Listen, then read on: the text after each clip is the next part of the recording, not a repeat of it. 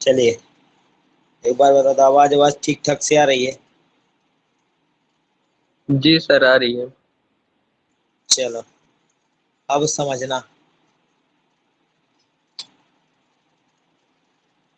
आज हम एक बहुत ही इंपॉर्टेंट टॉपिक का डिस्कशन करेंगे, जो टॉपिक अपने आप में बहुत ही ज़्यादा इम्पोर्टेंट है एग्जामिनेशन के पॉइंट ऑफ व्यू से।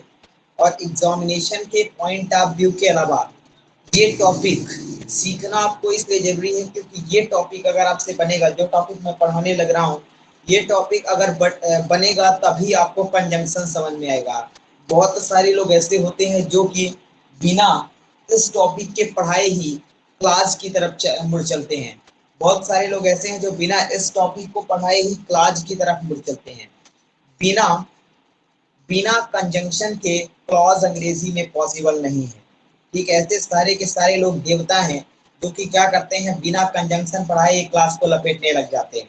ऐसे सारे के सारे लोग देवता हैं। मैं आपको एक बात बता दूं, टॉपिक काफी इंपॉर्टेंट है। पूरे पूरे वीडियो के अंदर पूरे वीडियो के अंदर अटेंशन बनाकर रखना काफी इंपॉर्टेंट है, क्योंकि मैं आपको बता दूं कि अगर आपने कंजंक्शन में एक भी पल इधर उधर किया तो कंजंक्शन हवा में भी उड़ सकता है, क्योंकि बहुत ही ज़्यादा और बहुत ही ज़्यादा एडवांस और बहुत ही ज़्यादा महत्वपूर्ण टॉपिक है एग्जामिनेशन की दृष्टि से। मैं आपको बता दूं, पेयर कंजंक्शन होता है, उस पेयर कंजंक्शन से लेकर एग्जाम में अक्सर क्वेश्चन पूछे जाते हैं हमारे, चाहे वो 12th की परीक्षा हो, 10th की हो, या फिर कोई भी कॉम्पिटिटिव की परीक्षा हो। जब मेरा कोई भी चैप्टर चालू होता तो हमेशा कॉम्पिटिशन रखकर चालू होता है। चाहे जो भी कंपटीशन हो, इंडिया में आयोजित होने वाली कोई भी परीक्षा हो, उस परीक्षा में किसी भी तरह के प्रश्न बने इससे हमको मतलब नहीं है। हमारा मतलब है हमारा कॉन्सेप्ट कवर होना चाहिए। We will cover everything, that is a very simple thing, we will cover everything. ठीक है, तो इसलिए कायदे से अटेंशन बना कर रखना। अब मैं पेन करता हूँ आप।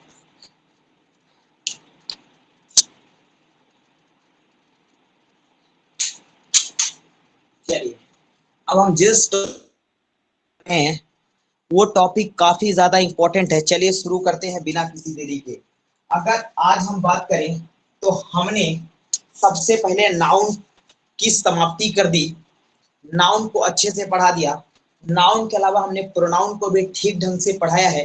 प्रोनाउन के अलावा आर्टिकल्स को हमने बहुत गहराई पर लेकर चला है, लेकिन जिन्होंने भी आर्टिकल्स नहीं पढ़ा है वो आज 5:30 पर 5:30 पर आर्टिकल्स पढ़ने के लिए आ सकते हैं, क्योंकि मैं आपको बता दूं जिस लेवल का आर्टिकल्स मैं पढ़ाऊंगा उस लेवल का आर्टिकल्स आपको कोई नहीं बता पाएगा। बड़ी सिंपल सी चीज है, बड़ी सिंपल सी चीज है। 5:30 में यूट्यूब पर लाइव। ठीक है, इसके अलावा मैं आपको बता दूं, अभी हमने आर्टिकल्स के अलावा एडवर्ब भी कंप्लीट कर लिया है, एडजेक्टिव भी कंप्लीट कर लिया है। अब हमारे दो बेहतरीन और दो शानदार पार्ट्स ऑफ स्पीच बचते हैं, जिसमें से एक पार्ट्स ऑफ स्पीच को हम आज शुरू कर देंगे जो कि है कंजंक्शन। इसके बाद हमारा एक पार्ट्स ऑफ स्पीच और बचेगा, प्रीपोजिशन, जो कि काफी महत्वपूर्ण है। तो चलिए शुरू करते हैं बिना किसी देरी के। अगर मैं बात करूं इस टॉपिक की, तो ये टॉपिक अपने आप में काफी ज्यादा इंपॉर्टेंट है एग्जामिनेशन की दृष्टि से। ये टॉपिक अपने आप में काफी ज्यादा इंपॉर्टेंट है एग्जाम की दृष्टि से। पहली बात तो ये है, पहली बात, मेरी बात को गौर से सुनना। पहली बात तो ये है कि इसे हम कंजक्शन ऑब्जेक्शन नहीं कहते। बहुत सारे लोग कंजक्शन इजेक्शन पता नहीं क्या क्या कहते रहते हैं बेहोशी की हालत में। ठीक है, इसको कंजंक्शन कहते हैं। पहली इंपॉर्टेंट बात, इसको हम कंजंक्शन कहते हैं। बड़ी सिंपल सी बात है। इसका करेक्ट प्रोनाउंसिएशन मैं लिख देता हूँ पहले। इसका करेक्ट प्रोनाउंसिएशन है जो कि कुछ ऐसा है जिसे हम कंजंक्शन कहते हैं। पहली इंपॉर्टेंट बात। दूसरी इंपॉर्टेंट बात कुछ ऐसी है, जब भी हम लोग कंजंक्शन की बात करते हैं तो कंजंक्शन में ये कौन और ये जंक्शन दो चीजों से मिलकर बना है कंजंक्शन। कंजंक्शन शब्द जो बना है ये दो चीजों से मिलकर बना है। पहला चीज यहाँ पर हो गया कौन और दूसरा चीज हो गया जंक्शन। ये दो चीजों से मिलकर बना है कंजंक्शन। अगर मैं इस कौन की बात करूं तो इस कौन का अर्थ होता है टुगेदर। इस कौन का अर्थ होता है टुगेदर। इस कौन का अर्थ हुआ टुगेदर और इस जंक्शन का मतलब हुआ जोड़ना। इस जंक्शन का मतलब हुआ जोड़ना। सिंपल सी लैंग्वेज में समझने का प्रयास करना। अगर मैं इस कंजंक्शन की बात करूं तो ये कंजंक्शन दो वर्ड से मिलकर बना है, जिसे हम कौन कहते हैं और जिसे हम जंक्शन कहते हैं। बड़ी सिंपल सी बात है, ज्यादा अपनी दिमाग मत लगाना। यदि कहीं दाएं बाएं पढ़े हो तो उसे साइड कर देना, जितना मैं कह रहा हूं उतना ही समझना। अगर मैं इस कंजंक्शन की बात करूं तो कंजंक्शन टू इसका अर्थ हुआ टुगेदर और जंक्शन का अर्थ हुआ जोड़ना। जब भी अक्सर आप रेलवे स्टेशन पर जाते हैं, रेलवे स्टेशन पर आपको जंक्शन मिलते हैं, like Katni junction, Satna junction. तो जंक्शन एक ऐसा रेल मार्ग होता है, एक ऐसा एडिशन होता है जहां से कई रास्ते मुड़ते हैं।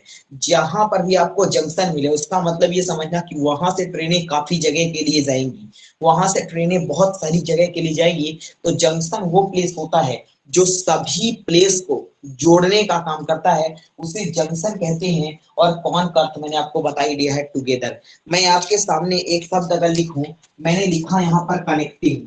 अब आपको कनेक्टिंग का अर्थ पता है, कनेक्टिंग यानी जोड़ना। कनेक्टिंग का अर्थ पता है, जोड़ना। तो कनेक्टिंग यहाँ पर कौन जो बना है ना, ये कौन अर्थ देगा टुगेदर का। ये कौन अर्थ देगा टुगेदर का। कोई चीज जुड़ेगी कब, जब साथ साथ होगी तभी तो कोई चीज जुड़ेगी। तो यहाँ पर कौन का अर्थ हुआ टुगेदर और कनेक्टिंग जो भी है, ठीक है। तो कौन अगर पूरी इंग्लिश में आ जाए तो ये अर्थ मीनिंग कन्वे करता है, ये अर्थ मीनिंग कन्वे करता है किसकी, टुगेदर की। बड़ी सिंपल सी चीज है, कौन का अर्थ हुआ टुगेदर। अब यहाँ तक की बात अगर समझ में आ गई तो कंजंक्शन की छोटी डेफिनेशन तैयार करते हैं। छोटी डेफिनेशन, डिफिनेशन उफिनेशन मत कहना, उसे डेफिनेशन कहते हैं। छोटी डेफिनेशन तैयार करते हैं। हाँ, कंजंक्शन की छोटी डेफिनेशन मेरे साथ समझने का प्रयास करना।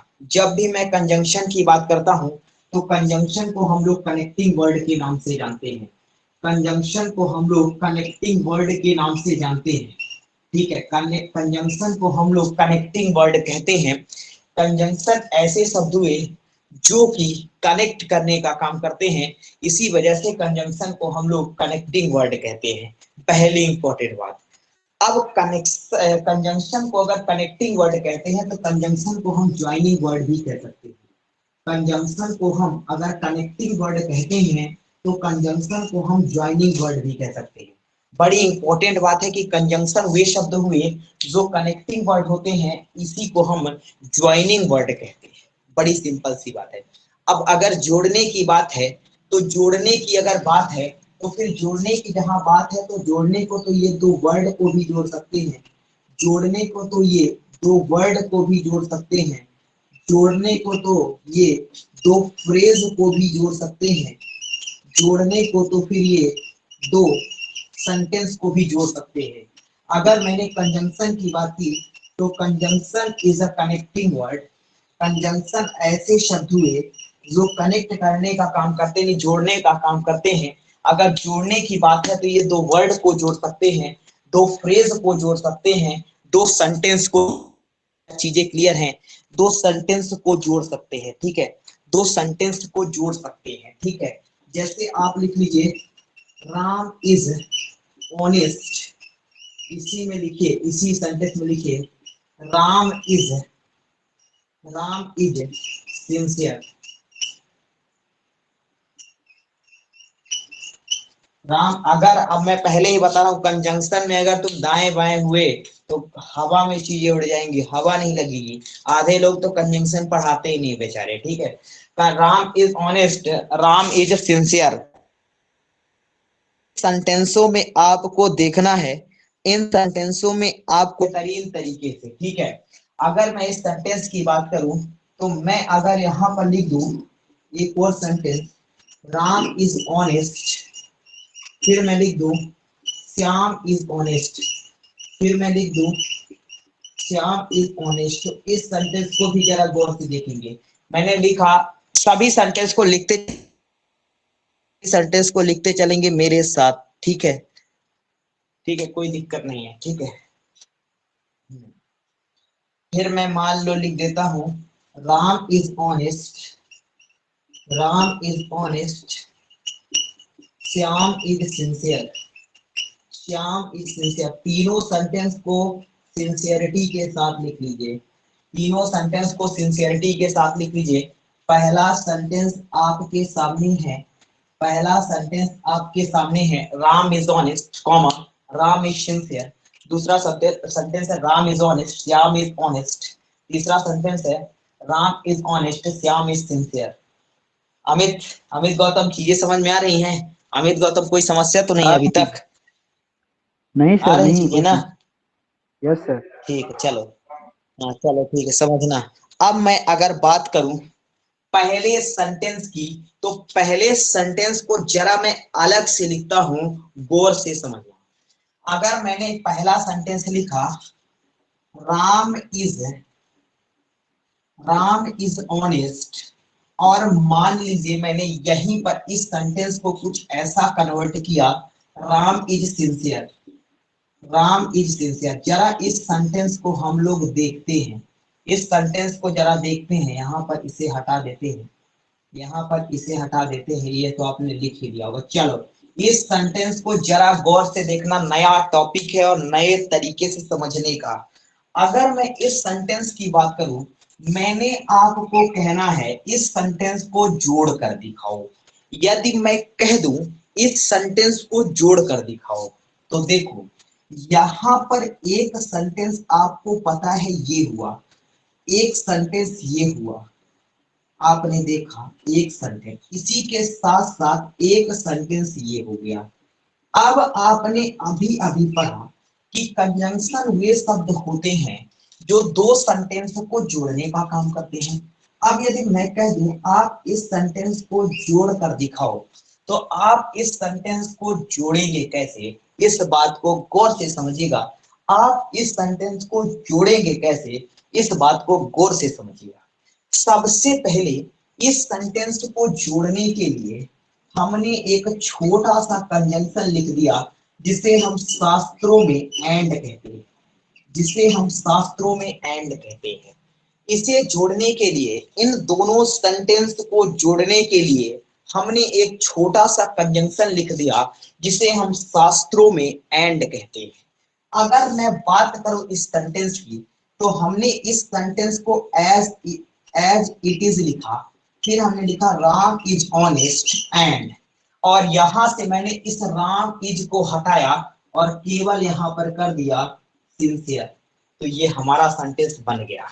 यहां से मैंने फिलहाल के लिए मैं इसे हटा देता हूं, फिलहाल के लिए मैं इसे हटा देता हूं, कोई दिक्कत की बात है नहीं। इस सेंटेंस में मैंने क्या किया, गौर से समझना। इस सेंटेंस में मैंने इन दोनों सेंटेंस को जोड़ने के लिए एक छोटा सा कंजंक्शन लाया, जिसे हमने कहा शास्त्रों में एंड, और इसके बाद इस राम इज को हटा दिया और यहाँ हमने सिंसियर लिख दिया, क्योंकि यहाँ पर ये सब्जेक्ट भी सेम और ये वर्ब भी सेम, तो हटाया इसे और यहाँ पर जोड़ दिया इस एंड के द्वारा। इसी एंड को हम महाभारत में कंजंक्शन कहते हैं, इसी एंड को हम महाभारत में कंजंक्शन कहते हैं। इतनी बात हमने समझा। इस सेंटेंस को हमने क्या किया, इस सेंटेंस को हमने कायदे से जोड़ने का काम किया, इस सेंटेंस को हमने कायदे से जोड़ने का काम किया। कोई दिक्कत, कोई दिक्कत नहीं। चलो पहले सेंटेंस को हमने बेहतरीन तरीके से जोड़ दिया एंड के द्वारा, जो कि एक कंजंक्शन है, और हमने पहले ही बताया है दो सेंटेंस को जोड़ने के लिए कंजंक्शन का यूज होता है। एक सेंटेंस हमारे पास ये है और दूसरा सेंटेंस हमारे पास कुछ ये है। दूसरे सेंटेंस को देखते हैं। दूसरा सेंटेंस बहुत अच्छे से लिखना है। अगला सेंटेंस मान लीजिए, मैं sentence number second pen change करके मैं लिखता हूं। मैंने लिखा Ram is honest, Ram is honest, इसके बाद मैंने लिख दिया कॉमा, श्याम इज ऑनेस्ट। इस सेंटेंस को चलो जरा जरा जोड़ कर दिखाओ, फटाफट से इस सेंटेंस को जोड़ कर दिखाओ। सभी को जोड़ना है। मैं देखता हूं इस सेंटेंस को आप किस तरह से जोड़ते हैं। चलिए जोड़ो। सभी लोग इस सेंटेंस को जोड़ेंगे, जवाब जिससे पूछूंगा वही बताएगा। सभी लोग इस सेंटेंस को जोड़ने का प्रयास करेंगे, इस सेंटेंस को जोड़ने का प्रयास करेंगे।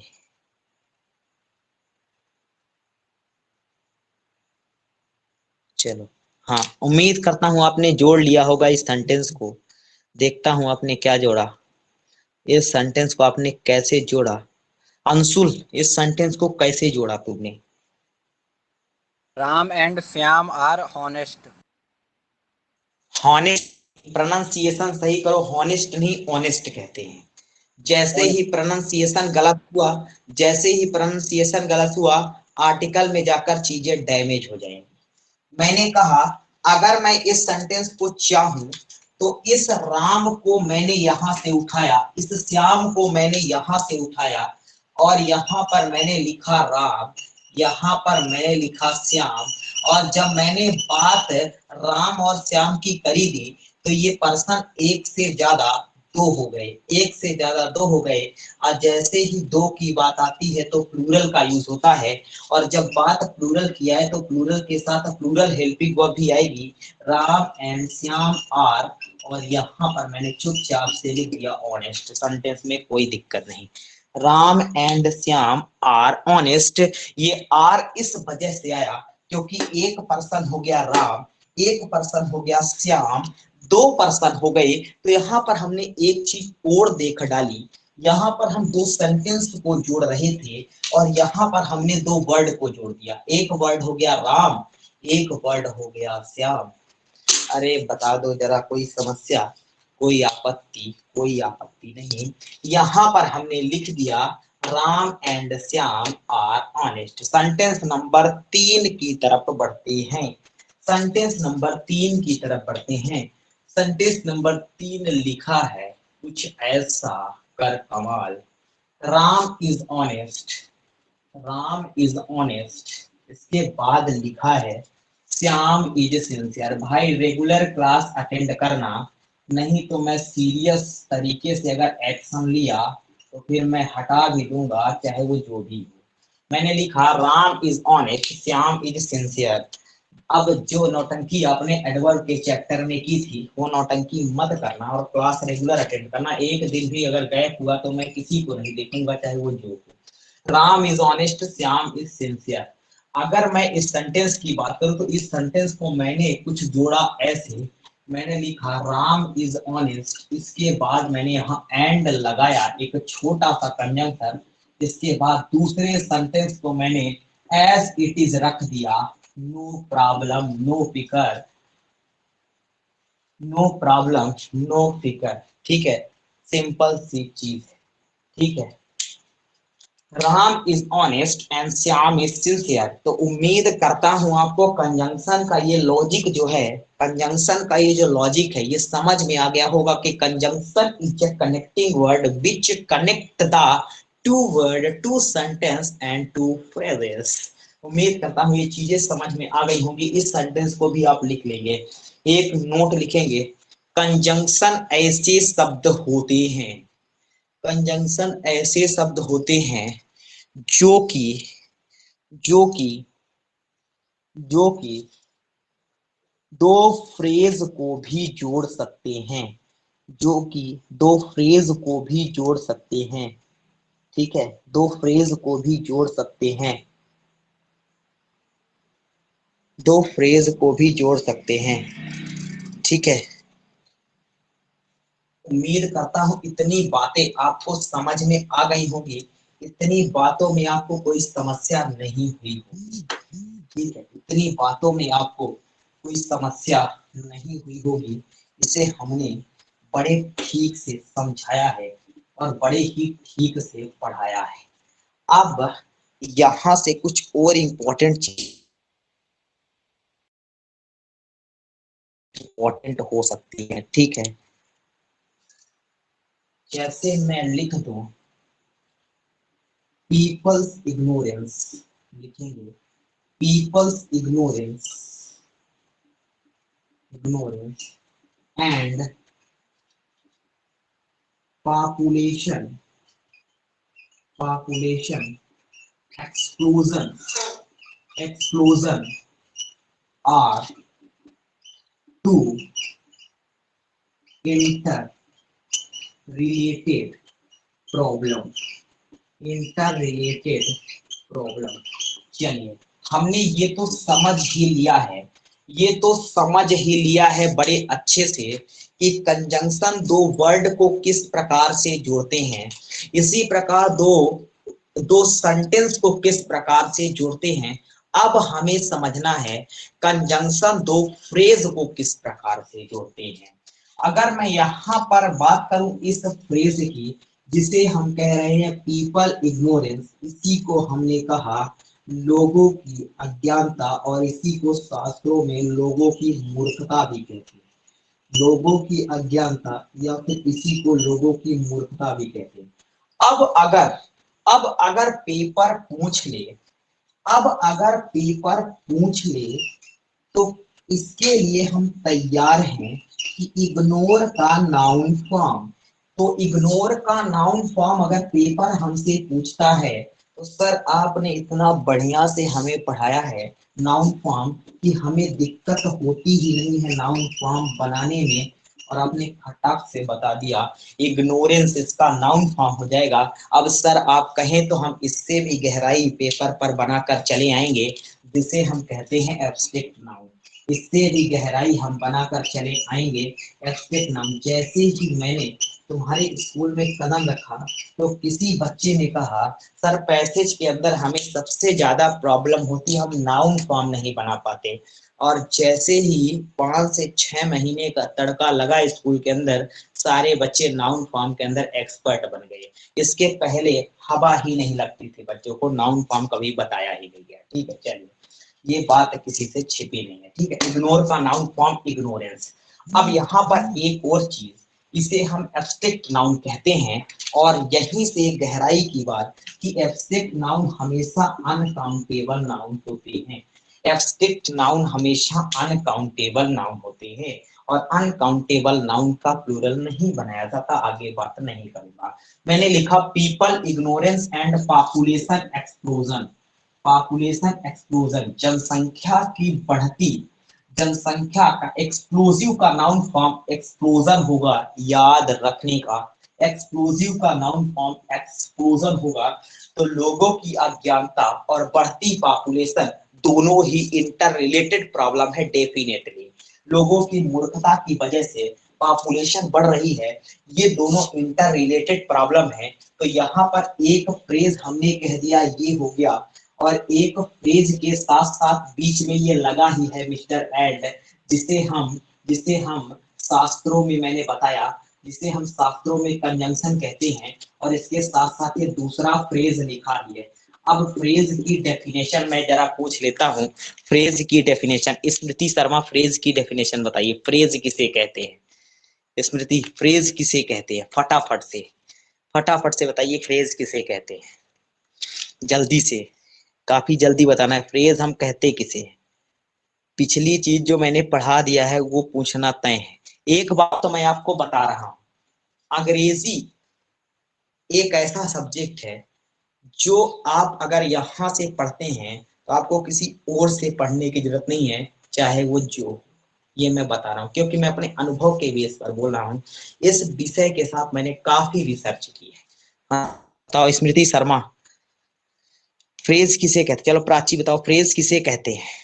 प्राची फ्रेज किसे कहते हैं, जल्दी से फ्रेज की डेफिनेशन बताएंगे। फ्रेज कहते किसे हैं? आवाज आ रही है मेरी? आवाज आ रही है तो यस नो बोलने, आवाज आ रही क्या?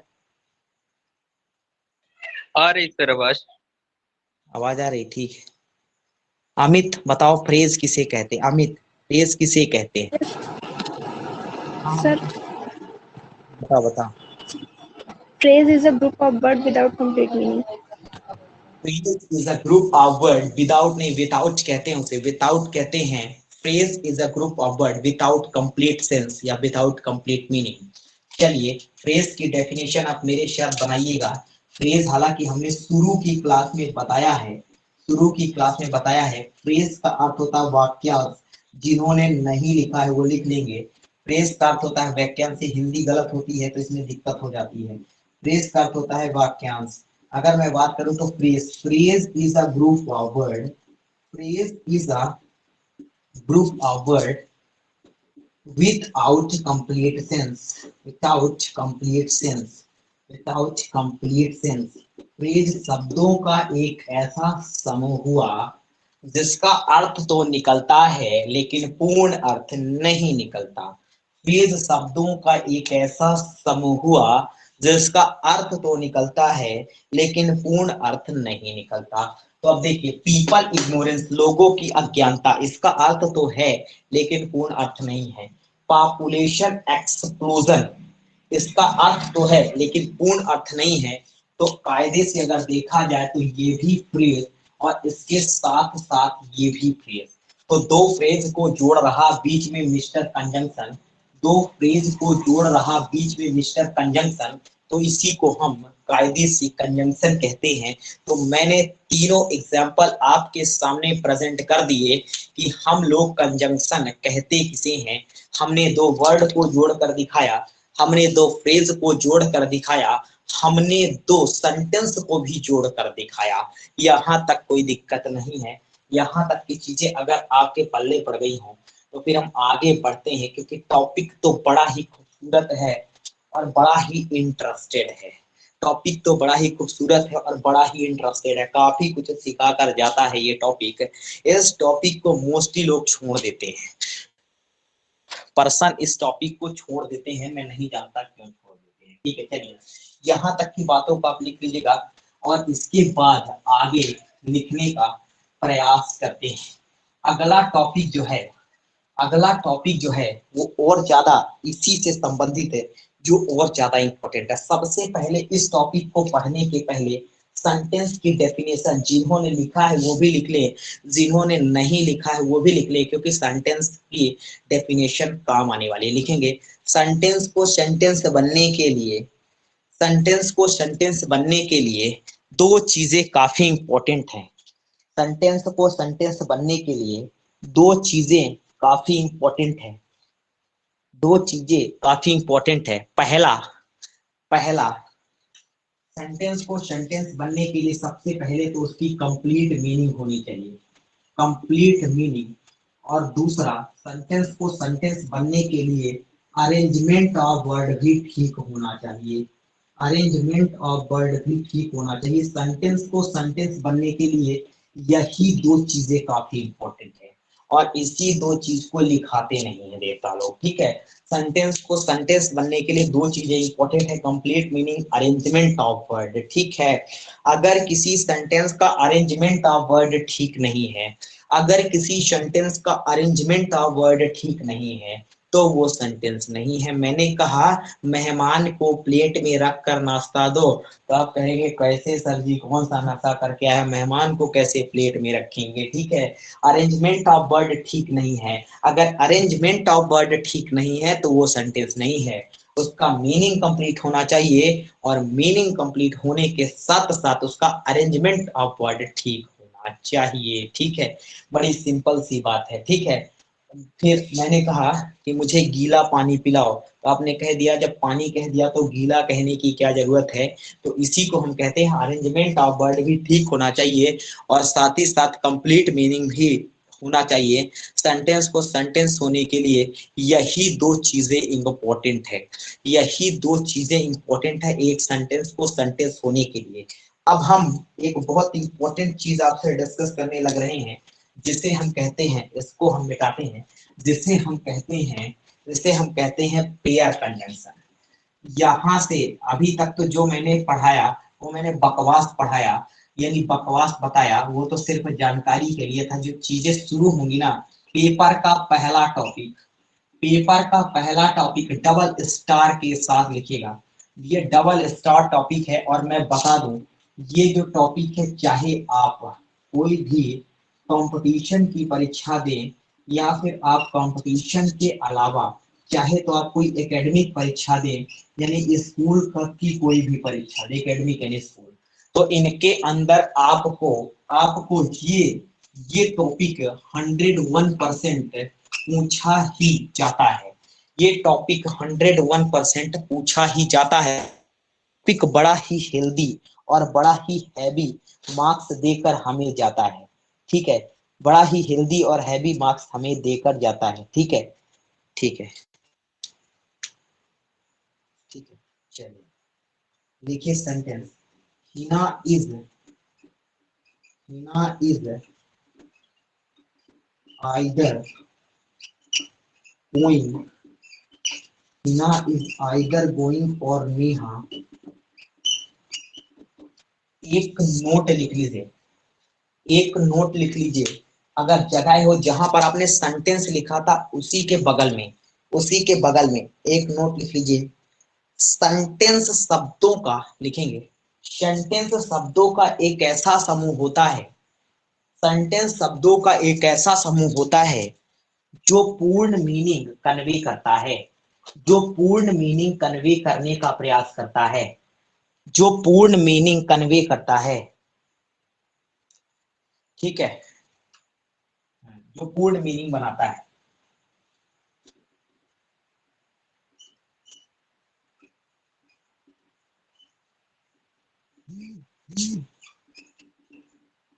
अगला सेंटेंस मेरे साथ बनाएंगे, अगला सेंटेंस मेरे साथ बनाएंगे। मैंने लिखा neither she is sad, neither she is sad. जितने अभी आपकी कौन सी ग्रामर चल रही है, अभी आपकी फंक्शनल ग्रामर चल रही है, अभी आपकी फंक्शनल ग्रामर चल रही है। फंक्शनल ग्रामर के बाद आपकी चालू हो जाएगी डिस्क्रिप्टिव ग्रामर, डिस्क्रिप्टिव ग्रामर चालू हो जाएगी। तो डिस्क्रिप्टिव ग्रामर जो भी चालू हो जाएगी, तो डिस्क्रिप्टिव ग्रामर में टेंस, वॉइसेस, नरेशन और कंडीशनल सेंटेंस के अलावा मॉडल आते हैं। इसमें टेंस, वॉइसेस, नरेशंस और कंडीशनल सेंटेंस के अलावा क्लास आते हैं। और डिस्क्रिप्टिव ग्रामर को कुछ मैं अलग ही तरीके से पढ़ाऊंगा, अलग तरीके से लेकर जाऊंगा। अभी तो फंक्शनल ग्रामर चल रही है। ग्रामर के दो ही एस्पेक्ट हमारे सामने आते हैं, पहला फंक्शनल ग्रामर और दूसरा डिस्क्रिप्टिव ग्रामर। फंक्शनल ग्रामर में हम काफी सारी चीजों को लपेट चुके हैं, काफी सारी चीजों का खात्मा कर चुके हैं। अब कुछ एक चीजें हमें फंक्शनल ग्रामर में बच रही हैं, जो कि एक बहुत बड़ा टॉपिक बच रहा है, जिसे हम शास्त्रों में प्रेपोजिशन कहते हैं, जिसे हम शास्त्रों में प्रेपोजिशन कहते हैं। प्रेपोजिशन जैसे ही कंजंक्शन खत्म होगा, प्रेपोजिशन की बारी आ जाएगी। ठीक है, जैसे ही कंजंक्शन खत्म होगा, प्रेपोजिशन की बारी आ जाएगी। ठीक है, अब इन दो सेंटेंस को जरा देखते हैं, इन दो सेंटेंस को जरा देखते हैं।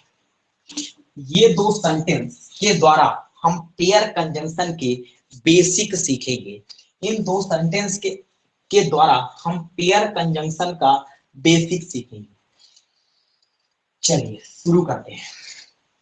जब भी हम पेयर कंजंक्शन की बात करते हैं तो हम पेयर कहते किसे हैं, हम पेयर कहते किसे, रुकना एक मिनट पूछता हूं। आदर्श हम पेयर किसे कहते हैं, पेयर किसे कहते हैं आदर्श? पेयर क्या है बताओ जरा।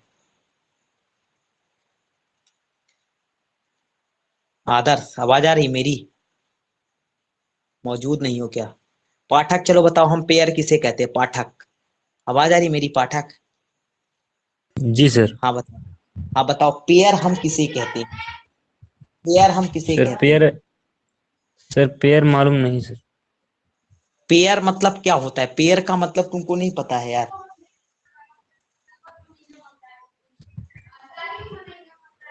बताओ। चल रुक जाओ, माइक बंद कर दो, माइक बंद कर दो, माइक बंद कर दो, माइक बंद कर दो पाठक। हाँ चलो ठीक है, बताओ स्मृति शर्मा पेयर हम किसे कहते हैं, पेयर किसे कहते हैं, पेयर किसे कहते हैं? आवाज आ रही मेरी? पलक सोनी, पलक सोनी मेरी आवाज आ रही तुमको?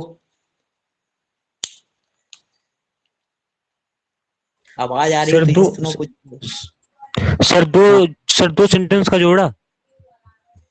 ठीक है, ये भी सही है, लेकिन ये कुछ अच्छी परिभाषा नहीं है। ठीक है, पलक सोनी मेरी आवाज तुमको आ रही? पलक सोनी अगर मेरी आवाज आ रही है तो फटाफट से टिकटॉक बोल देंगे, फटाफट से मेरी आवाज अगर आ रही है तो।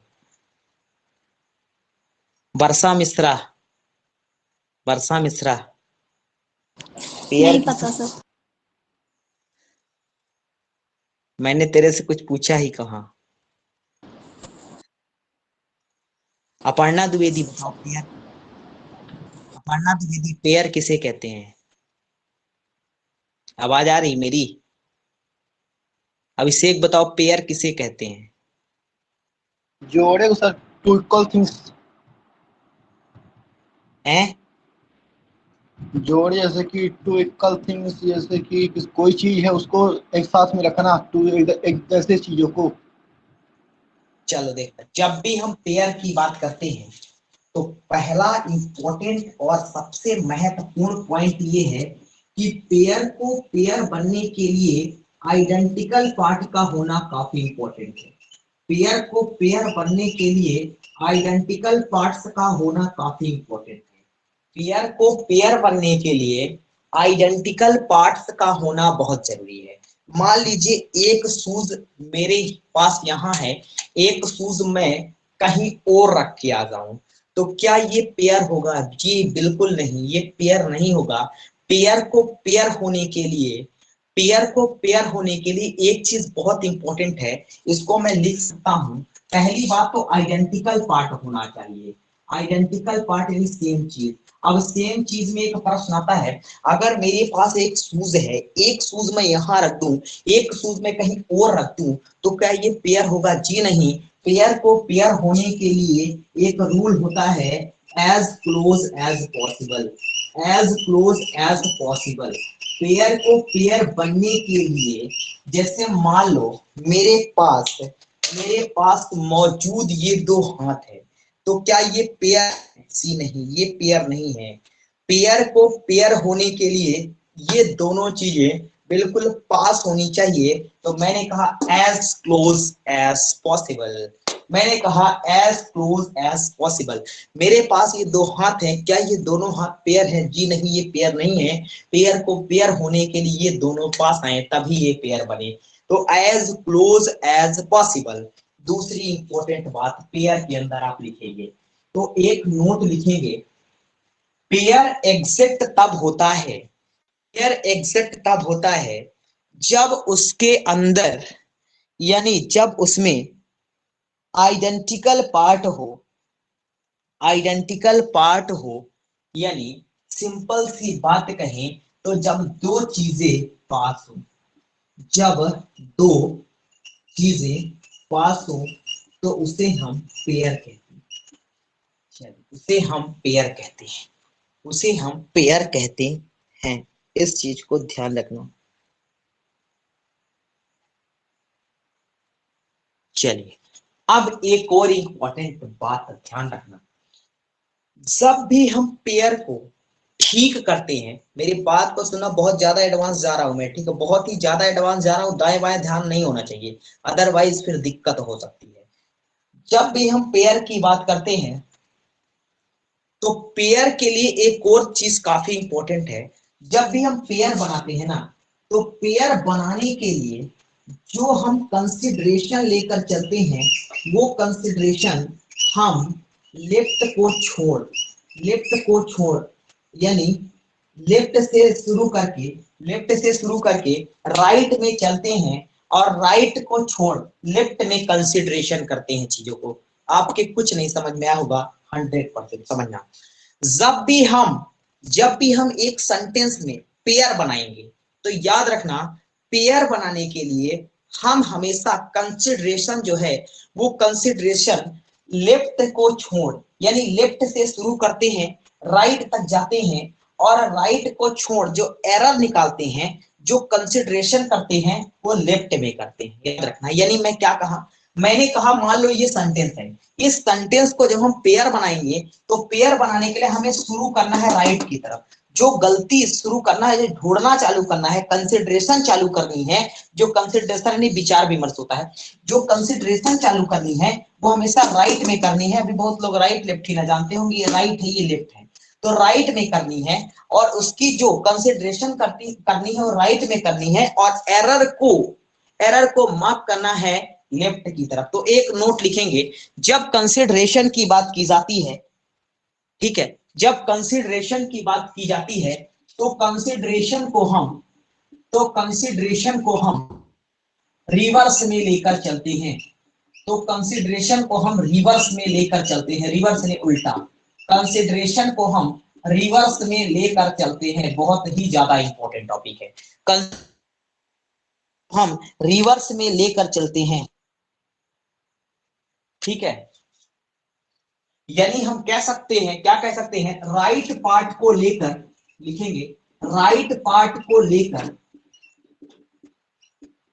राइट पार्ट को लेकर लेफ्ट पार्ट का कंसिडरेशन करते हैं, लेफ्ट पार्ट का कंसिडरेशन करते हैं, राइट पार्ट को लेकर लेफ्ट पार्ट का कंसिडरेशन करते हैं, राइट पार्ट को लेकर लेफ्ट पार्ट का कंसिडरेशन करते हैं।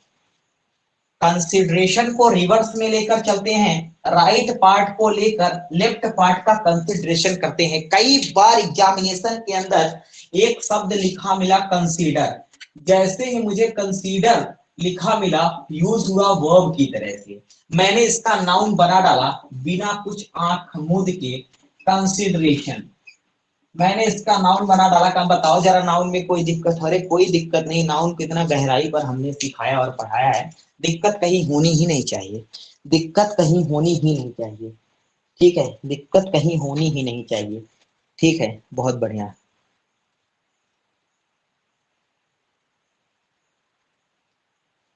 ठीक है,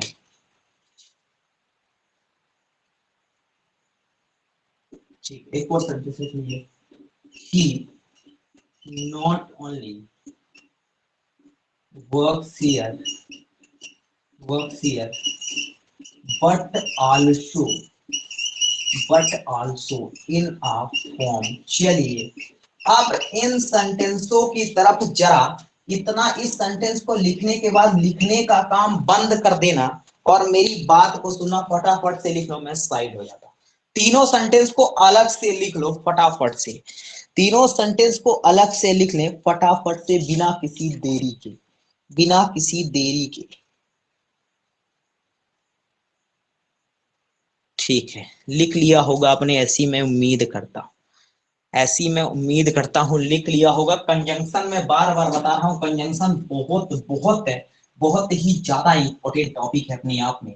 ये सब क्लास को अगर आपने एक भी दिन गैप किया तो आज तो पहली क्लास की वजह से मैंने रिकॉर्डिंग को ऑन कर दिया है, बट मैं कल से रिकॉर्डिंग ऑन नहीं करूंगा, ठीक है, बड़ी सिंपल सी बात। चलिए समझिएगा, अगर मैं इस सेंटेंस की बात करूं तो इस सेंटेंस को हम लोग देखते हैं अक्सर, सुनिएगा, लिखने का काम रोक देना, अक्सर एग्जामिनेशन में जो क्वेश्चंस आते हैं वो क्वेश्चंस एक्चुअली के अंदर पेयर कंजंक्शन से आते हैं, वो क्वेश्चंस और किसी टॉपिक से नहीं आते कंजंक्शन में, वो पेयर कंजंक्शन से आते हैं।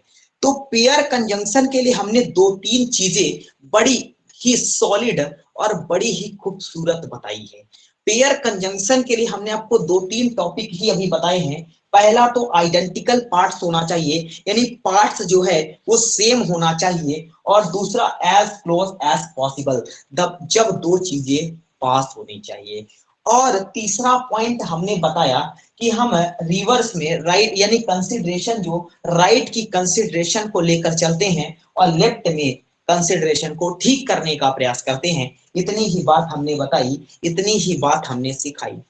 अब अगर मैं बात करूं इस सेंटेंस की, तो इस सेंटेंस को मुझे बनाना होगा, इस सेंटेंस को बनाना होगा। तो चलिए इसमें हम देखते हैं, जब भी इस सेंटेंस में हम पेयर कंजंक्शन की बात करते हैं तो पेयर कंजंक्शन हमारे सामने आते हैं कुछ इस प्रकार के, मेरे साथ लिखिएगा, पेयर कंजंक्शन आते हैं कुछ इस प्रकार से, लिख सकता हूं मैं आइदर, आइदर के साथ, और पेयर कंजंक्शन हमारे साथ आते हैं कुछ इस प्रकार से, आइदर के साथ, और आइदर नहीं तो हमारे सामने आता है नाइदर, कुछ ठीक से लिखा नहीं मैंने, आइदर नहीं तो हमारे साथ आता है नाइदर, नाइदर के लिए हम यूज करते हैं नॉर का पेयर, और नॉर नहीं तो फिर हमारे पास आ जाता है नॉट ओनली, और नॉट ओनली नहीं तो इसका पेयर आता है हमेशा बट आल्सो के साथ, और फिर तीसरा पेयर हमारे सामने बच जाता है जिसे मैं ऊपर लिख रहा हूं, केवल सिंगल पेयर और का आता है,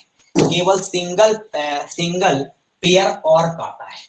अब मुझे कुछ चीजों को समझने के लिए अटेंशन को बड़ा जोरदार बनाना होगा, और अटेंशन को जोरदार बनाने के लिए मेरा गला सूख रहा है तो मुझे पहले पानी पीना होगा।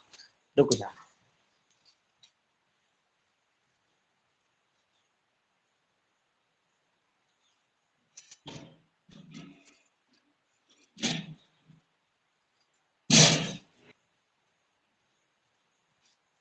इसी को कहते हैं, इसी पढ़ाई को कहते हैं सिलेक्शन एंड ग्रेडिएशन मेथड।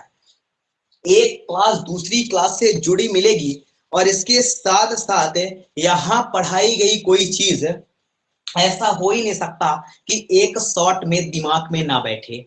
ये मेरा कॉन्फिडेंस कहता है कि मैंने जो चीज आपको एक बार पढ़ा दी है वो एक शॉट में आपके दिमाग में बैठेगा, इस बात की गारंटी है, इस बात का अनुभव मेरे पास। चलिए अब जरा गौर से समझिएगा, यहां से काफी इंपॉर्टेंट चीज है। अगर मैं बात करूं आपके साथ पेयर कंजंक्शन का, तो पेयर कंजंक्शन मेरे साथ कुछ आ गए इस प्रकार से, जिसमें मैंने आइदर का पेयर लगाया और के साथ, आइदर का पेयर लगाया और के साथ।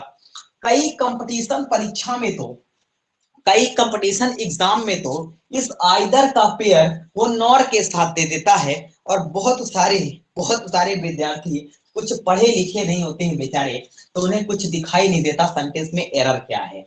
तो आइदर के साथ और नाइदर के साथ नॉर पहली गलती।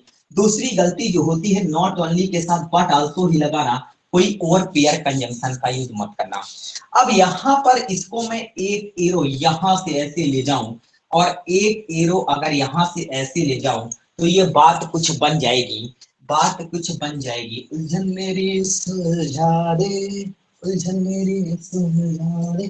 चलो समझना, अगर मैं इस सेंटेंस की बात करूं तो इस तरह के सेंटेंस में हमने समझा आइदर का पेयर और के साथ, नाइदर का पेयर नॉर के साथ, नॉट ओनली का पेयर बट आल्सो के साथ। कभी भी अगर आइदर आएगा तो और के साथ आएगा, अगर नाइदर आएगा तो नॉर के साथ आएगा, नॉट ओनली आएगा तो बट आल्सो के साथ आएगा, और अकेला भी आ सकता है। एक चीज समझना, हमने कहा कि पेयर कंजंक्शन में आइडेंटिकल पार्ट्स होना चाहिए, आई मीन सेम पार्ट्स होना चाहिए। तो अगर देखना एक तरफ नाउन, एक तरफ नाउन, तो नियम कहता है सेंटेंस को सेट करने के लिए दूसरी तरफ भी नाउन, सेंटेंस को सेट करने के लिए दूसरी तरफ भी नाउन। एक और बात आपको बता देता हूं, हमारी क्लास में किसी प्रकार का कोई डाउट नहीं होता।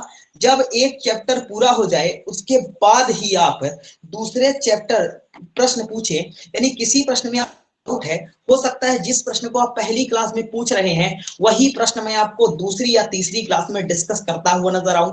ऐसा हर बार होता है हमारी क्लास में, शुरू से जब से भी हम पढ़ा रहे हैं हमारी क्लास में कोई डाउट नहीं होता। डाउट स्टूडेंट अगर पैदा ना करे तो डाउट होता कभी नहीं हमारी क्लास में, सिंपल सी बात है, क्योंकि जो आपके दिमाग के प्रश्न चल रहे हैं उन प्रश्नों को मैं सुलझा दूंगा पूरी क्लास होते होते। इसीलिए मैं कभी बीच में कोई प्रश्न नहीं पूछने देता, ये मेरे पढ़ाने का रूल है। क्योंकि मैं जब अपना कोर्स जब हो जाता है अपना, यानी जब पूरा का पूरा एक चैप्टर हो जाता है, इसके बाद आप प्रश्न पूछ लीजिए, पहली बात तो कुछ छूटेगा ही नहीं, ठीक है। आप समझिएगा, नाउन का पेयर नाउन के साथ, अगर नाउन नहीं है हमारे पास मान लो प्रोनाउन, तो नियम कहता है प्रोनाउन का पेयर जो है वो प्रोनाउन के साथ आना चाहिए। अगर प्रोनाउन नहीं है तो मान लो एडजेक्टिव है, एक तरफ एडजेक्टिव तो दूसरी एडजेक्टिव ही आना चाहिए। और अगर मान लो एक तरफ है एडवर्ब, अगर कहां लिखूं मैं इसको, इधर लिख देता हूं, मान लो एक तरफ है एडवर्ब तो दूसरी तरफ भी नियम के अनुसार एडवर्ब भी आना चाहिए। अगर आप मेरे साथ जुड़े हैं तो बहुत सही समय पर, और भाई बहुत शॉर्ट समय पर जुड़े हैं, बहुत सही समय पर जुड़े हैं। इसके पहले एक चीज और ध्यान रखिएगा, अगर इधर वर्ब है तो कायदे से इधर भी वर्ब आना चाहिए। ये कुछ पहला लॉजिक हमने निकाल दिया, पहला लॉजिक हमने निकाल दिया। बस पेयर कंजंक्शन में अगर आपने इतना ध्यान रखा तो एक सिंगल क्वेश्चन आपके गलत नहीं होंगे। और यदि आपकी परीक्षा में प्रश्न आएंगे तो सिर्फ कंजंक्शन में एक ही टॉपिक से आएंगे, लेकिन हम पढ़ेंगे तो हर एक टॉपिक को निचोड़कर एक ही कॉन्सेप्ट से प्रश्न आएंगे, जिन्हें हम कहते हैं पेयर कंजंक्शन। और बहुत ही ज्यादा इंपॉर्टेंट टॉपिक है। इसे हमने कहा पेयर कंजंक्शन के लिए अगर एक तरफ नाउन तो दूसरे पार्ट को भी जोड़ने के लिए, अगर आइदर के साथ देखो नाउन आया ना तो और के साथ भी नाउन आना चाहिए। मान लो आइदर के साथ एडजेक्टिव आया तो और के साथ भी एडजेक्टिव होना चाहिए। मान लो आइदर के साथ एडवर्ब आया तो और के साथ भी एडवर्ब आना चाहिए। एक तरफ जो पार्ट्स ऑफ स्पीच वही पार्ट्स ऑफ स्पीच दूसरी तरफ होना चाहिए। और पार्ट्स ऑफ स्पीच को हमने बड़ी शिद्दत के साथ, बड़ी मेहनत के साथ पढ़ा है, ठीक है। तो चलिए अब बारी है जरा पहले प्रश्न को सही करने की, प्रयास कीजिए पहले प्रश्न को। कोई भी ऐसा स्टूडेंट मेरे साथ नहीं रहेगा जो कि प्रयास ना करे पहले सेंटेंस को सही करने का। मैं देख रहा हूं, ठीक है, मैं देख रहा हूं। चलिए पहले सेंटेंस को सही बनाइए अपने हिसाब से। बस ये देखिएगा आइदर और एक पेयर कंजंक्शन है, सेम पार्ट्स ऑफ स्पीच को जुड़वाइएगा, एक तरफ नाउन तो दूसरी तरफ नाउन। चलो सही करो फटाक से। सभी लोग प्रयास करेंगे, समय ले ले तो ले ले, लेकिन गलती नहीं, गलती हुई तो फिर उस गुस्ताखी की सजा बहुत खतरनाक होगी।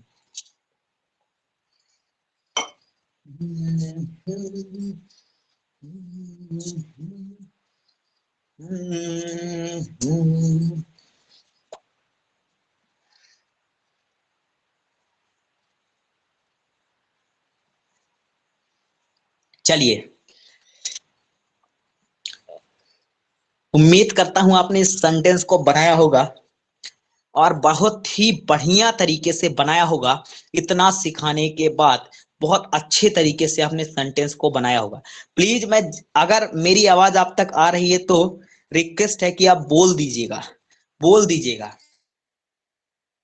बोलने का काम मत करिए, गलत बोले चाहे सही, लेकिन बोल देना है, बोल देना है। देखो पहले 25 लोग से 24 22 लोग हो गए, 23 लोग, ठीक है। मैं यदि आपसे पूछूं तो आप इसका आंसर बोल दीजिएगा। रहीस कोरी, पहली बात तो नेटवर्क में रहना और आंसर बोलो इसका, नेटवर्क में रह के। तुम्हारी आवाज मुझ तक कभी नहीं पहुंच पाती है और ये बहुत डिसअपॉइंटेड चीज है। रहीस कोरी, मेरी आवाज आ रही तुमको?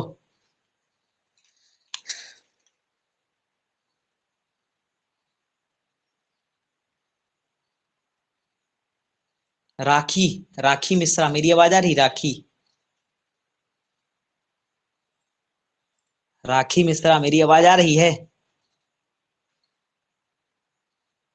हैं? आ रही है आवाज?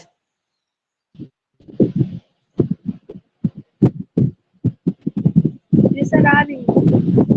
इस प्रश्न का सही जवाब दो जल्दी से, पहले प्रश्न का, पहले प्रश्न का सही जवाब जल्दी से बताओ, जल्दी से, जल्दी से, काफी जल्दी।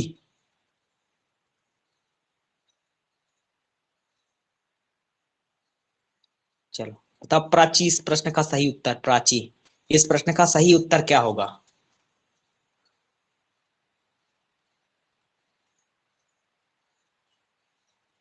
मेरी आवाज आ रही है क्या? आवाज आ रही हो तो इस प्रश्न का सही उत्तर बताओ जल्दी से। आइदर, हाँ बोलो, आंसर बोलो, आंसर बोलो जल्दी से, आंसर। चलो स्मृति शर्मा इसका आंसर बताओ, स्मृति शर्मा इसका आंसर बताओ जल्दी से।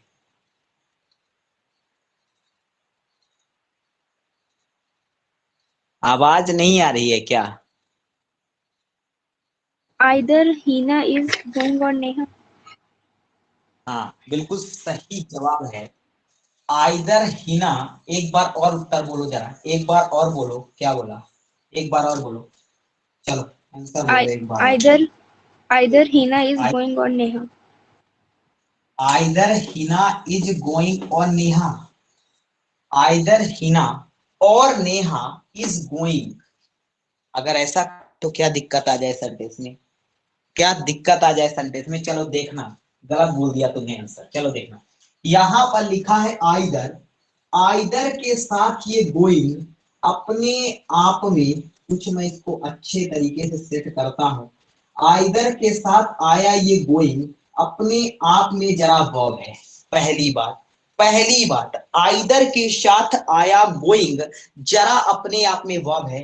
लेकिन मैंने आपको बताया है कि एरर को हमेशा जो कंसिडरेशन लेकर चलनी है वो राइट पार्ट से चालू करनी है। मेरी बात को गौर से समझना, एक प्रश्न सॉल्व नहीं होंगे, किसी ने अगर कुछ दाएं बाएं अंट संट लपेटा है तो उसको छोड़ देना, भूल जाना उसके कॉन्सेप्ट को, जिसने भी पढ़ाया।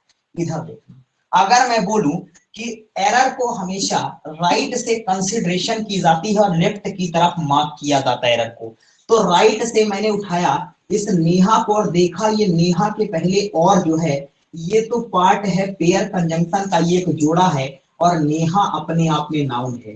तो नियम कहता है कि अगर नेहा अपने आप में नाउन है तो इस तरफ भी नाउन होना चाहिए, यानी इस तरफ भी नाउन होना चाहिए, यानी आइदर के साथ भी नाउन होना चाहिए, क्योंकि और के साथ नाउन है। और पेयर कंजंक्शन कहता है कि अगर एक तरफ नाउन है तो दूसरी तरफ नाउन है। लेकिन पेयर कंजंक्शन का एक रूल, एक लॉजिक हमने बड़े अच्छे से पढ़ाया है कि राइट से देखना है और लेफ्ट की तरफ जाना है, राइट से कंसिडरेशन चालू करनी है और लेफ्ट में टिक टॉक करना है। तो यहाँ पर मैंने यहाँ पर और ये देखिए नेहा की पहले ये और लिखा, नेहा के पहले ये और लिखा, तो यहाँ और के बाद लिखा ये नेहा अपने आप में नाउन है। तो कायदे से अगर राइट पार्ट में और के बाद लिखा नाउन है तो इधर भी नाउन आना चाहिए। तो हमने सेंटेंस को कुछ बनाया ऐसा, आइदर, आइदर के बाद हिना लिख दिया। देख लीजिए हिना भी नाउन और हिना के साथ साथ नेहा भी नाउन। तो ये आइदर के बाद हिना आया नाउन और इसके बाद मैंने और लिखा, फिर इस और के बाद देखिए नेहा भी अपने आप में नाउन। तो जोड़ी सेट बैठ गई कि नहीं? जोड़ी सेट बैठ गई। देखिए आइदर के बाद ये नाउन और के बाद भी नाउन। और यही तो मैंने कहा है पेयर कंजंक्शन ऐसा कंजंक्शन हुआ, पेयर कंजंक्शन ऐसा कंजंक्शन हुआ जहां पर आपको आइडेंटिकल पार्ट्स ऑफ स्पीच को ज्वाइन करना है, यानी आइडेंटिकल पार्ट्स को नहीं, identical parts of speech, identical parts को नहीं, आइडेंटिकल पार्ट्स ऑफ स्पीच को। जहां पर जिस चीज की जरूरत वहां पर वो चीज वही लिखी जाएगी। क्यों पड़े हो चक्कर में, कोई नहीं है टक्कर में।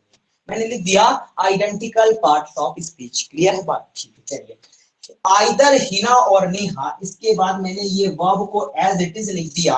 यहाँ पर इसके बाद मैंने गोइंग लिख दिया। तो यहाँ तक कोई दिक्कत नहीं। तो मैंने गलत बोला था प्राची, ठीक है, मैंने गलत बोला था। आइदर हिना और नेहा इज गोइंग।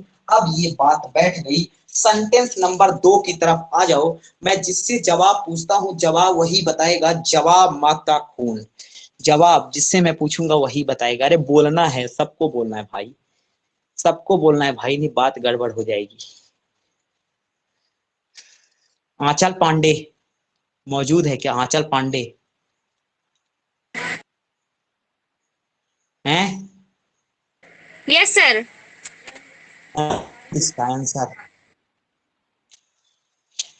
इसका आंसर बोल जल्दी से। नहीं सही है सर। क्या सही है? मैं बोल रहा हूँ बता क्या सही है, क्या सही है? तारा तारा सही है। सेंटेंस सही है। अरे मैं सही दिख रहा रे, फिर तेरा ध्यान पढ़ने में नहीं है, फिर तेरा ध्यान पढ़ने में नहीं है। त्रिपाठी चलो इसका आंसर बताओ जल्दी से। कुसमांडा त्रिपाठी इसका आंसर बताओ जरा, अगर मेरी आवाज तुम तक जा रही है तो। मेरी आवाज जा रही है कुसमांडा त्रिपाठी?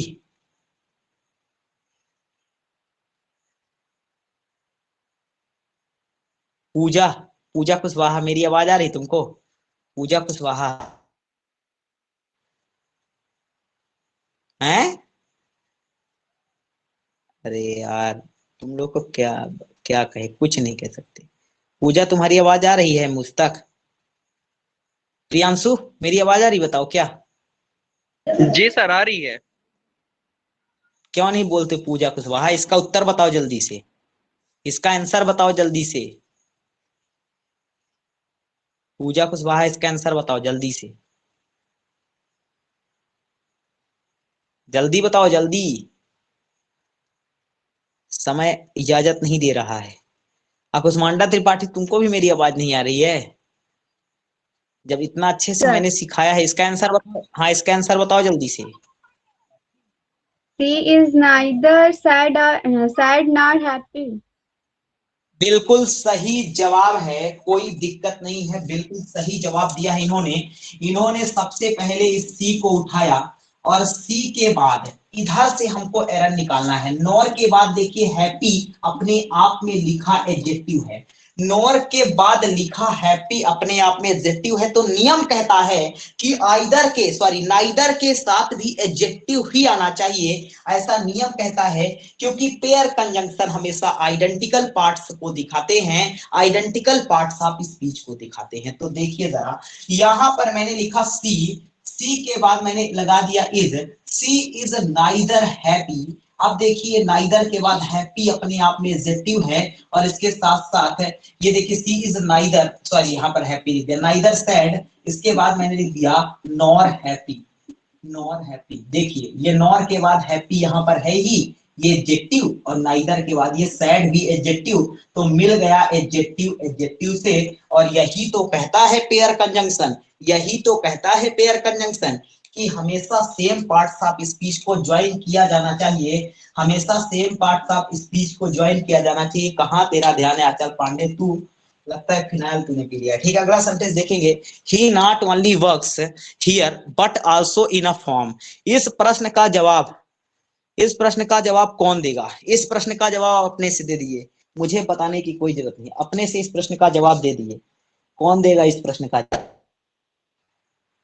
चलिए इस प्रश्न का जवाब दीजिए फटाफट से।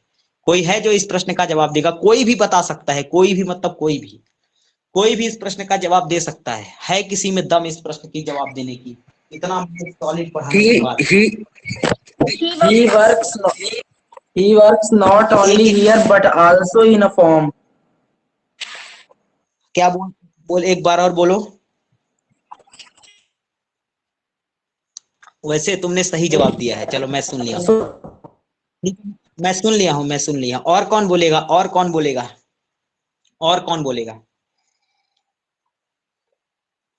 और है कोई बोलने वाला? और बोल रहा था कोई ना? कोई और बोल रहा था, बोलो ना यार। तुम लोग यार इतने छोटे प्लेटफॉर्म में नहीं बोल पा रहे हो, तो आगे चल के क्या तुम लोग बोलोगे? He works not only here but also in a firm. ठीक है, अगर मैं इस प्रश्न की बात करूं, तो यहाँ पर हमने पहले ही कहा है राइट से कंसिडरेशन को उठाते हैं, लेफ्ट की तरफ बढ़ते हैं। तो यहाँ पर ये बट आल्सो के बाद आया इन अ फॉर्म। उत्तर है किसका?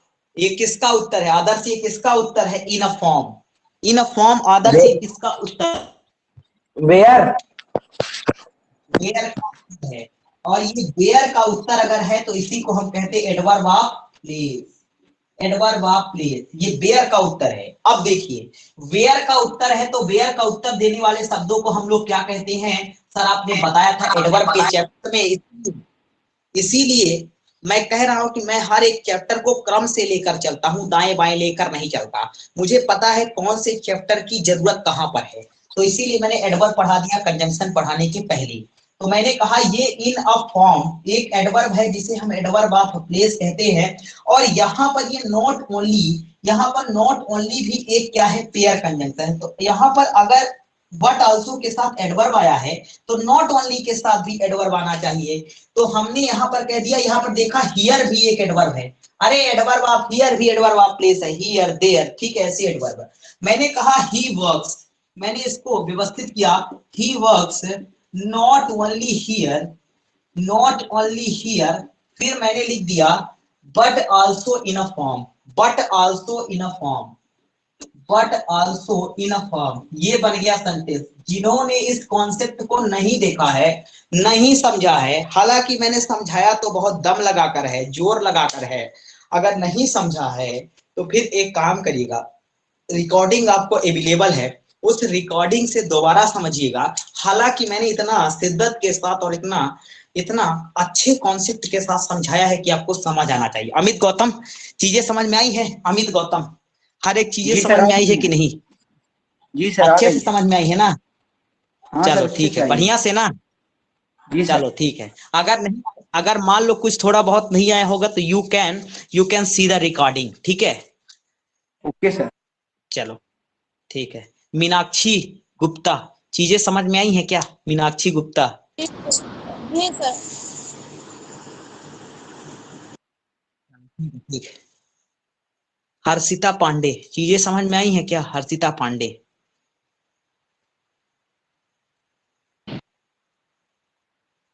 ठीक। काजल द्विवेदी, काजल द्विवेदी चीजें समझ में आई हैं क्या? सर आ गई हैं। ठीक है। पूजा कुशवाहा, चीजें समझ में आ गई हैं? कुछ नहीं समझ में आ रहा तुम्हारे, कुछ आ रहा समझ में? अब एक चीज का ध्यान रखना, ठीक है, एक चीज का ध्यान रखना, मैं माँ कसम बता रहा हूँ, मैं माँ कसम बता रहा हूँ, मैं सारे एफर्ट लगा देता हूँ यहाँ पढ़ाते समय, सारी जान सारी शिद्दत लगा देता हूँ यहाँ पढ़ाते समय, मैं कसम से बता रहा हूँ। मैं पढ़ाने को एकदम पूजा जैसे करता हूँ, ये मेरे लिए एक पूजा ही है, साधना ही है, ठीक है। तो मैं यहाँ पे अपनी पूरी जान लगा देता हूँ, अपनी पूरी एनर्जी, जितना भी मेरे पास ज्ञान है थोड़ा बहुत हल्का फुल्का, उस पूरे ज्ञान को मैं समेटता हूँ इस 1 घंटे के अंदर और पूरा यहाँ आके उस ज्ञान को पटक देता हूँ, ठीक है, आपके पास जितना भी थोड़ा बहुत ज्ञान है। तो याद रखिएगा, मेरे साथ रिवीजन करते हुए चलना है और एक चीज का ध्यान रखना है, पढ़ाई हमेशा टॉप रैंक निकालने के लिए करना है, पढ़ाई हमेशा टॉप रैंक निकालने के लिए करना है। और मेरे साथ जो आप मेहनत कर रहे हैं, मेरे साथ जो आप बराबर एफर्ट लगा रहे हैं, इस एफर्ट को सफल बनाना है एग्जामिनेशन में, इस एफर्ट को सफल बनाना है। मेरे साथ हर टाइप के स्टूडेंट जुड़े हुए हैं जो कंपटीशन की भी तैयारी कर रहे हैं, कंपटीशन के साथ साथ स्कूलिंग भी है। 12th वालों को 12th में डंका बजाना है, जितने भी 12th के स्टूडेंट्स हैं, और जो भी लोग, कुछ लोग कंपटीशन की भी तैयारी कर, उनको कंपटीशन में डंका बजाना है।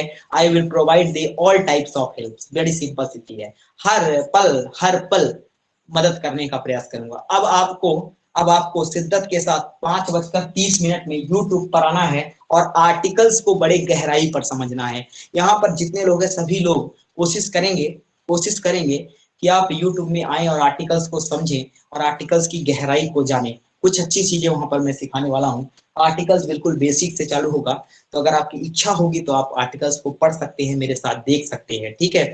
और एक चीज का ध्यान रखिएगा, आज तो आपके पास काफी नेट भी होगा, ठीक है, काफी नेट भी होगा, इस चीज को समझिएगा।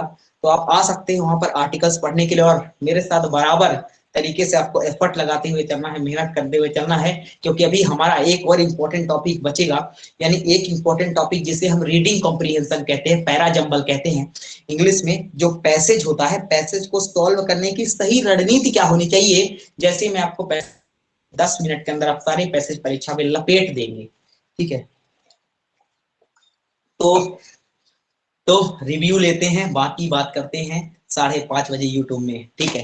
रिव्यू लेते हैं, बाकी बात करते हैं कल।